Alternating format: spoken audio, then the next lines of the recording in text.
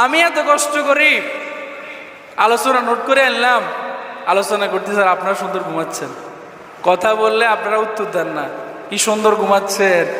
আর কোনোভাবেই যদি একটা 25-এর পরে 26 হয়, শুধু ঘড়ির দিকে তাকায় আর মোবাইলের দিকে তাকায়।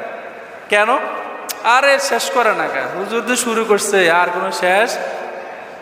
অথচ আমার তো আলোচনা নোট করা আছে, একটা জিনিস শুরু করলে শেষ করার তো একটা জায়গা আছে নাকি?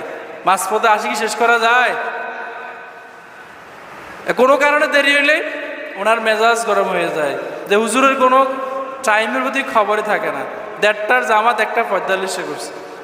আমি সেই কত দূর থেকে সকাল 10টায় ঘর থেকে বেরোইছি, গত এক সপ্তাহ ধরে নোট করছি, এরপরে 10টায় বেরোইছি, গাড়িতে মধ্যে আসি, সুন্নত পড়ে বসে গেছি। আমার শরীরে ক্লান্তি বেশি নাকি আপনাদের শরীরে? ক্লান্তি কার বেশি?